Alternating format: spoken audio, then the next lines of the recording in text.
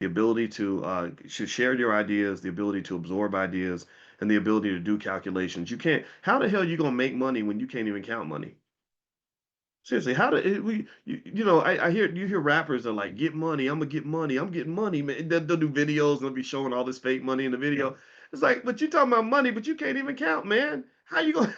I can't even do a business deal with you because if I tell you that you're gonna get 60% of the money, you don't know what 60% is. So you're kind of eliminated from the game before the game even begins. You're gonna get exploited because capitalism is the most brutal game that you're gonna run into.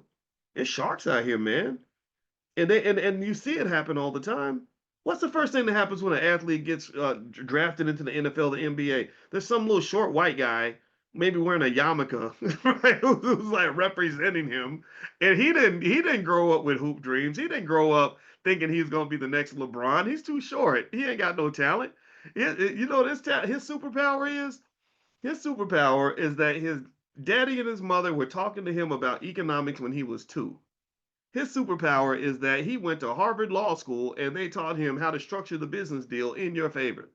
His talent is that he's got a whole community behind him that's not waiting on him to sign an NBA contract. They're looking at him and saying, we're hungry. We want to eat. Can you bring us some Negroes to feast upon? Because we know those people are not prepared financially.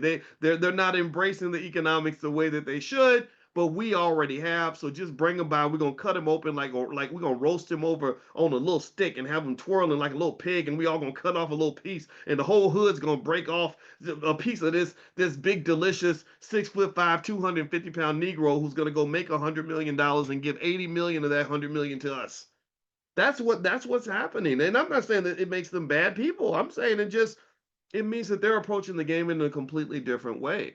And so if you're the young guy and you're distracted by the booty and the bling and the street cred and all that stuff, um, you've got the vulture standing next to you, and all they're looking at is the money. They're just waiting for the money to drop out of your pocket. They're waiting for you to not be conscious. They're waiting for you to not be paying attention. And when you're looking away and you're like, "Ooh, did you see that girl's ass?" or whatever it is that the guys might do, right? They're reaching in your pocket and pulling money out. I had a I'll say this and I'll be done on this point. There was a guy from the Utah Jazz that hosted a Black Wealth event out in Oklahoma City, and it was a few years ago, and I was really impressed with this guy. He paid my speaking fee for me to come out. He invited some other people. That was where I met that lady Angela Rye from CNN. She wasn't very nice. I didn't like her. Said, "Gosh, you're kind of a mean lady." And but anyway, I had a really good time, and I remember I sat down with him, and he told me that he said, yeah, when I signed my contract to have somebody represent me or whatever, they had a lot of fine print, a lot of little fees in there, like where they were going to make sure they got paid regardless. Even if I didn't make money from the investment, they were going to make money no matter what. And he said that they were really surprised that I went through. And I was like, I'm not paying this fee. I'm not paying this one. I'm not paying this one. He said they thought I wouldn't be paying attention. And I remember the guy. He was very nice. He was really tall, like 7 feet tall.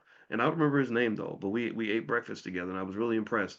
And so, really, consciousness. That's what he was talking about was consciousness, awareness. Like I know what's going on. I know what you're doing. Yeah, yeah. Remember that song, right?